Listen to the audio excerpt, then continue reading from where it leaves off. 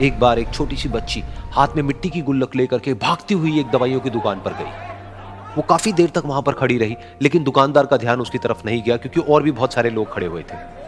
उसने दुकानदार को कई बार बुलाया, लेकिन वहां पर भीड़ इतनी थी कि दुकानदार का ध्यान उसकी तरफ गया ही नहीं। और फिर उस बच्ची को थोड़ा सा गुस्सा आया तो उसने अपनी मिट्टी की गुल्लक लेकर के वहीं काउंटर पर जोर से रख दी, जिसके बाद में जो दुकानदार था और जितने भी लोग खड़े थे वो सब उस बच्ची की तरफ देखने लग गए। और फिर उस दुकानदार ने उस बच्ची से पूछा, बेटे आपको क्या चाहिए? तो वो बड़े ही भोलेपन से बोली कि मुझे एक चमत्कार चाहिए। ये सुनकर के दुकानदार को कुछ समझ नहीं आया, ना ही वहां पर जो लोग थे उनको कुछ समझ में आया, और सब उसकी तरफ देखने लग गए।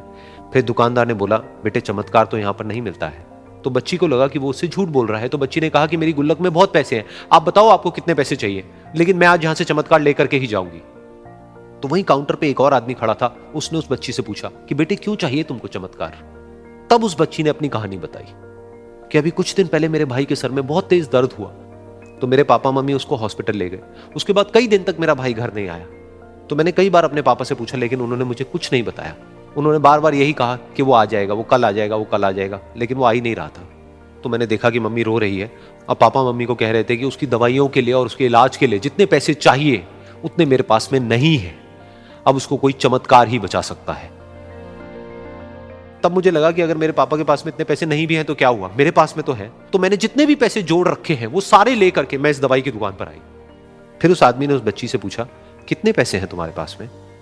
ये सुनते ही उस बच्ची ने अपनी गुल्लक उठाई, जमीन पर फेंकी और तोड़ दी, और पैसे गिनने लग गई।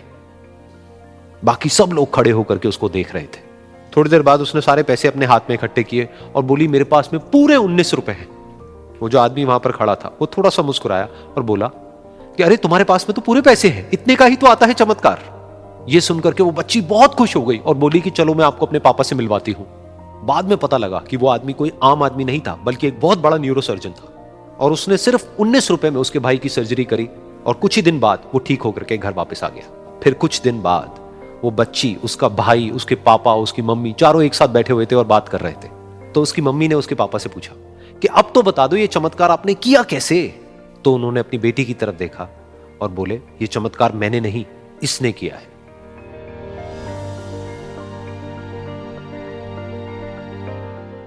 तो यहां पर एक बहुत बड़ी बात है जो हम उस छोटी सी बच्ची से सीख सकते हैं कि जिंदगी में कभी कभी ऐसा होता है कि हमको कोई रास्ता नजर नहीं आ रहा होता है और हम लोग हिम्मत हार जाते हैं। तब हमारे अंदर एक बच्चा होता है जो कोशिश करने से कभी भी पीछे नहीं हटता है। वो हार मानने को तैयार नहीं होता है क्योंकि उसको ना शब्द समझ नहीं आता है।